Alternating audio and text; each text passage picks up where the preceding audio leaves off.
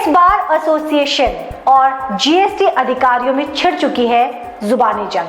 यदि हम लोग बाइकआउट कर देता ना आप लोग का, तो आप लोग का क्या था, दिल्ली से आदमी आ जाएगा। ये बात बोल रहे थे आपको।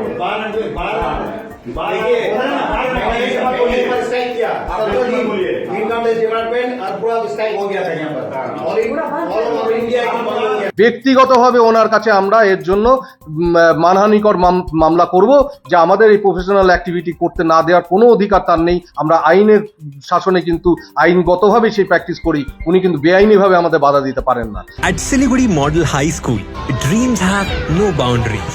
We nurture creative minds, encouraging experiments. With experienced and trained faculty and best infrastructure, building your child smarter for the future. Ensuring they learn with twinkling eyes. Admission open for 2024-25. नमस्कार, मेरा नाम अनु कृष्णा है। मेरे सहयोगी चंदन सूत्रधर इस वक्त कैमरे पे मौजूद है। पिछले 24 घंटों से लगातार चर्चा का विषय बना हुआ है टैक्स बार एसोसिएशन और जीएसटी अधिकारियों के बीच का विवाद।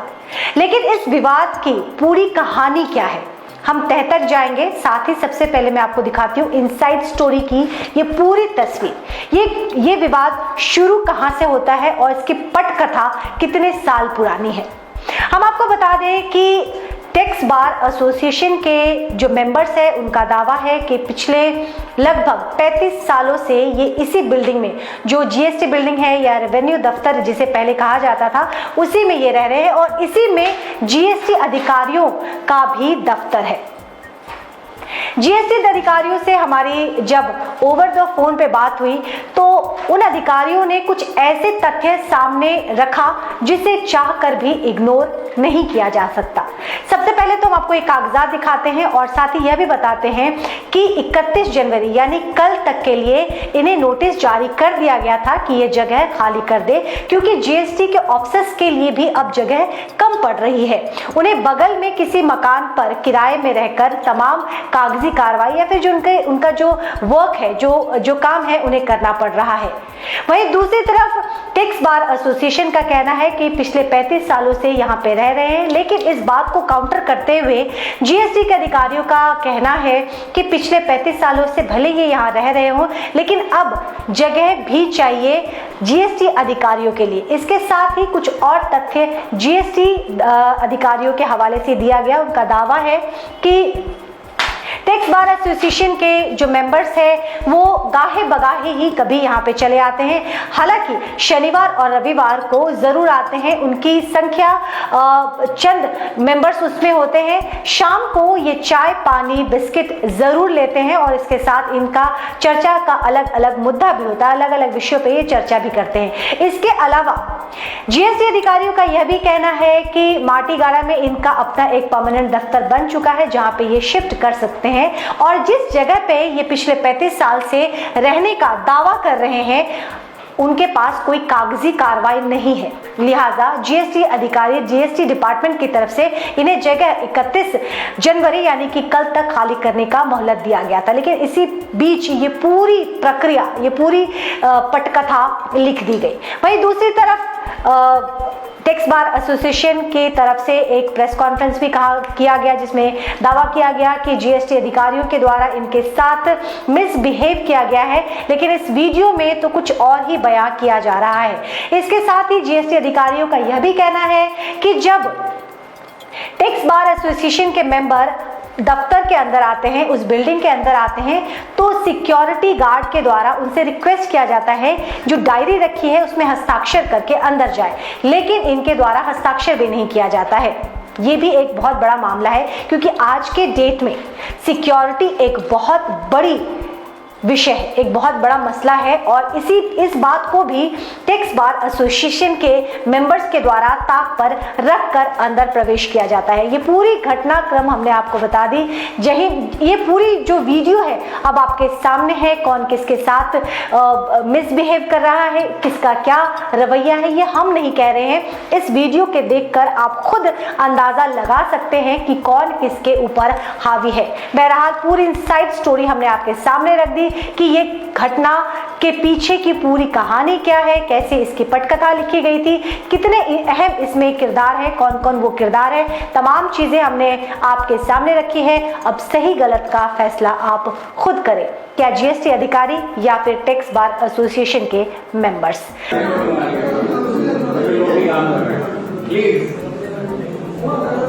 थोड़ा सा डेकोर बना के रखिए सरकारी ऑफिस में। आ जाइए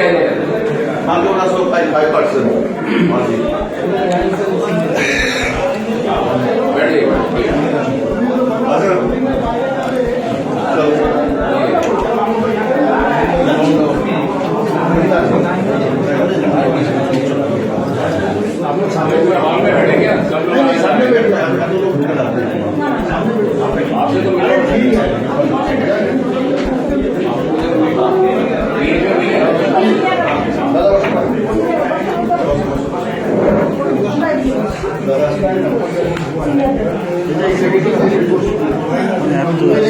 तो হবে না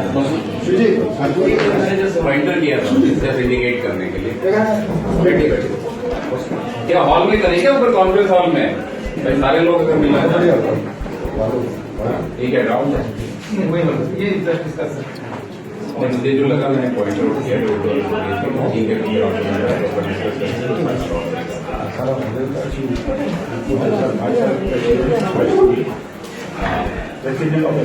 नाम भी बताइए सर।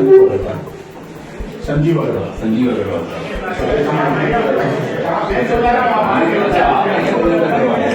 आपने बड़ी बड़ी तारीखों में लंबे लंबे लेटर लिखे, थैंक यू सो मच। कुछ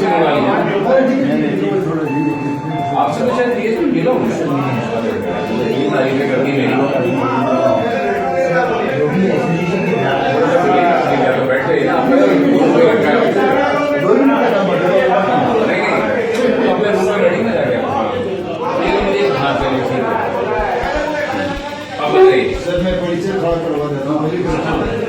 सर हमारा सीनियर हाँ मैं ठीक है इनसे कोई मिला सीनियर परसों सीनियर मैं जन्म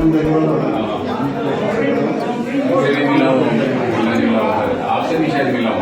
ये है केंद्र सरकार है। हाँ कुछ लोगों का तो लक्ष्य मौका नहीं पड़ा। हाँ आदेश कर ये कमिश्नर साहब नहीं है, 5 तारीख को आएंगे। उनका एक जो है ना रिप्रेजेंटेशन हम लोग को उनका जो है वो आपको देना चाहिए कि ऑफिस आती है। ठीक है तो वही देने के लिए नहीं मेरी समस्या अभी ये है कि मेरे पास मेरे स्टाफ को बैठाने के लिए जगह नहीं, तो मुझे तो जगह चाहिए। कहाँ बैठाऊंगा मुझे मैं तो बैठा नहीं सकता। काम इतना बढ़ गया है अभी, और आपको ये भी पता है यहाँ पे अपील ऑफिस है उसके लिए जगह चाहिए। प्लस हमारे पास डिवीजन है, डिवीजन मतलब सरकारी कुछ नहीं चल रहा है किराए में, तो उसका किराया हम लोग गए 50,000 रुपये महीना। तो हम ये भी कोशिश करेंगे कि ये जो इनकम टैक्स का है ये थोड़ा हमारे पास आ जाए तो वाला ऑफिस की यहाँ सर हमारी समस्या दूसरी है।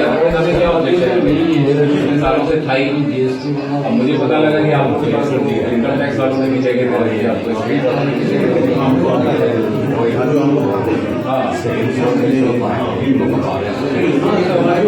आपका बैठने की जगह तो है ना, हार्डली स्टे है तो 5-10 मिनट, उसके बाद 30 मिनट इतना लंबा किसी को बैठना होता नहीं। और यहाँ पे मेरे ख्याल से इतना कोई फुटबॉल है भी नहीं, इतना काम में भी नहीं आ रहा हमको। देखिए लॉट करने मेरी समस्या ये है, अभी समस्या ये हो रही है कि आप कह रहे हैं मकान मालिक को आपको सफर करना आपको करो, है ना, हम लोग नहीं जाएंगे। आप मेरे को ये बताइए मैं अपने ऑफिसर्स को कहाँ बैठा, ये है सीआर बिल्डिंग है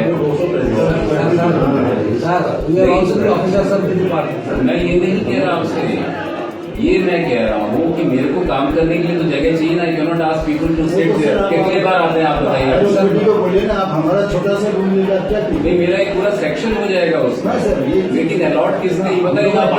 आज नहीं है कितना साल आप ये बताइए ना, मैं आपको सीधी 31 तारीख अपने डेट देखिए आप गुस्सा करने से काम नहीं चलेगा। तो अपन बैठ के आराम से आइए। आप मुझे नहीं, आप तो मुझे ये बताइए कि इसमें सेंट्रल जीएसटी में कहाँ लिखा है कि मुझे रूम प्रोवाइड करना है। सेंट्रल जीएसटी एक्ट में लिखा हुआ सेंट्रल एक्ट में कि हम लोग आपके रिप्रेजेंट कर सकते हैं। इसमें अथॉरिटी तो है रिप्रेजेंट करने की है वो बात आपके मरा जा सकते सी बातें कर रहे हो। अगर कोई केस बनता है तो आप उसके ऑथराइज रिप्रेजेंटेटिव तो आप ही रहेंगे ना। सर आपको CPST का बोले ना, उसमें लिखा है। उसमें नहीं लिखा हुआ सर। उसमें लिखा हुआ नहीं है कि कौन अटेंड कर सकता है, पर्सनल हियरिंग कौन अटेंड कर सकता है। 288 आपका इनकम टैक्स में लिखा हुआ है कौन आपको रिप्रेजेंटेटिव हो सकता है, तो आपका CST कुछ नहीं लिखा तो हुआ। आपकी जगह नहीं बनती है। जगह बनती है, कैसे बनती है? जगह बनती है सर कि हम लोग का जो पावर और राइट है और इनकम टैक्स ये एडवोकेट एक्ट के थ्रू से आता है। CGST एडवोकेट एक्ट में कहाँ लिखा है कि वो CGST में लागू होगा? नहीं सर, वो आपको लगता है कानून के उसमें बारे में रहेगा, यहीं पर बात क्या हो सकता है? आप कानून के बारे में मेरे से ज्यादा जानते उसमें हैं, ये मैं उसका आर्ग्यूमेंट नहीं करूंगा। प्रोड्यूसर जो भी है, मेरी जो जानकारी हो सकता है आपकी मुकाबले कम लिमिटेड है, लेकिन मेरे को तो जगह की प्रॉब्लम है ना। क्या आपके बारे में सोचते हो, आपके बारे में आप सोचते हैं, हम लोग के बारे में सोचे, हम लोग इसके बारे में कितना कर रहे हैं, हम लोग कहाँ बैठेंगे? वो जाएगा जो जाएगा आपने दिया हुआ है, वो जाएगा हम लोग को नहीं होगा। आगे और काफी जगह चाहिए, और काफी जगह चाहिए हम लोग। इनके पास ऑफिस नहीं है। कहाँ पर? इनके पास साहब जो बैठे हैं सामने। कहाँ पर? अरे देखो पर्सनल के साथ बिल्डिंग में आने से बाहर एसोसिएशन। अरे तो आपके लिए तो हमने जगह दी है, विजिटर्स रूम है हमारा, आराम से बैठिए आप। ये तो आपको facility चाहिए। we are not the business. लेकिन हम print लोग out हमारी के लिए- हम लोग we are not the business. We are not the business. आप नहीं है, वो छोटा रूम हम लोग से नहीं होगा, बड़ा रूम अगर देना चाहिए तो दीजिए, बड़ा रूम जो हम लोग दिए, छोटा रूम से हम लोग को नहीं होगा। हमको दिक्कत है, आप हम लोग का भगाने के चाह रहे हैं, हम लोग आप आए अपील करने के लिए और ज्यादा रूम हम लोग का देना चाहिए, क्योंकि वो जाएगा तो हम लोग का नहीं हो रहा है। अभी देखिए कितना मेंबर आया है, कहाँ बैठे बैठ ही नहीं सका। इतने सारे लोग Customs precedence usage. इनकी तो कोई जगह है, CBI तो सर ठीक है, आप हम लोग का जो करना है करेंगे, आपको दे दीजिए तो CBI से हम लोग जो करना है करेंगे। ये बात है। अब सुनने वाला आदमी नहीं है, हम लोग का दुख का बात आप सुनने नहीं चाहते हैं। अरे हम लोग को एयरपोर्ट चाहिए, हम लोग को रूम चाहिए, आप तो रूम नहीं दे रहे हैं। हम लोग का इतना आदमी हो गया, आप खाली आपको डिपार्टमेंट का सोचते हैं, डिपार्टमेंट बढ़ गया, हम लोग तो बढ़ गया, हम लोग तो बढ़ गया, हम लोग कल क्या सोचे हैं, सुनने में हम लोग कल क्या सोचे हैं, हम लोग को भी सोचना चाहिए आपको। सर जहाँ बेंच होती है ना वहाँ आउटसाइडर जहाँ बेंच होती है वहाँ बात होता है, इस बात को आपको ध्यान में रखना देखिए, हम लोग ये not equal to honourable high court या डिस्ट्रिक्ट कोर्ट के बराबर। कॉन्स्टिट्यूशन तो है, कॉन्स्टिट्यूशन तो है, तो है, बता देते हैं। यदि हम लोग बाइकआउट कर देता ना आप लोग का, तो आप लोग का क्या था, दिल्ली से आदमी आ जाएगा। ये बात बोल रहे हैं आपको 12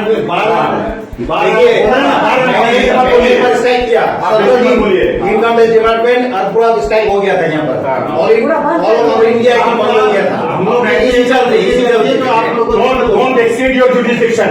बस don't exceed your jurisdiction. आप exceed किए हैं out of this building. Sir, आप एक्सिट किए हैं, आप 21 तारीख का उसमें ले दिए हैं, ये बहुत गलत काम मुझे किया। अपने ऑफिस को बैठाना है।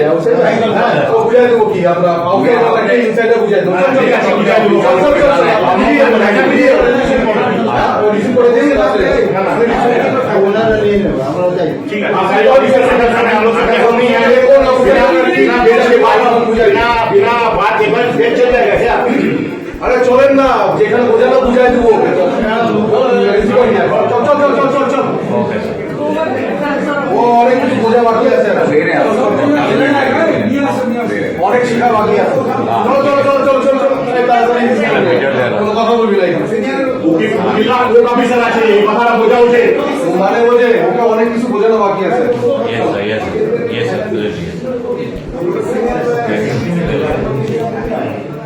রিসিভ করে নিয়ে চলে, এখন কথা নেই, কোনো কথা নাই, রিসিভ করে নিয়ে। এটা একটু রিসিভ করে দেন, নিচের থেকে রিসিভ করে দেন, একদম স্ট্যাম্প দিয়ে নিচে যান, জ্যোতিষের কাছে রিসিভ করে দেন। হ্যাঁ, রিসিভ করে নিয়েছেন।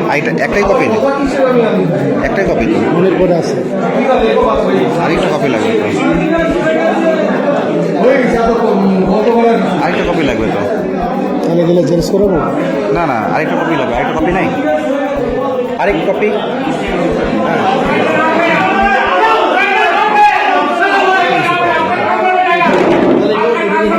এটা আমাদের এটা আমাদের অফিসে থাকবে।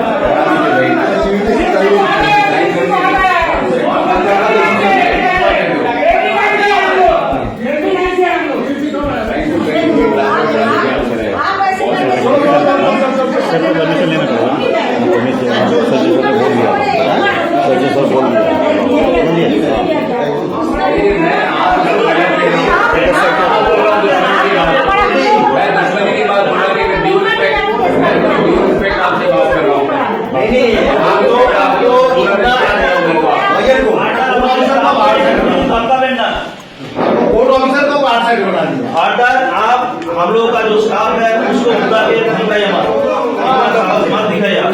एडवांटेज जो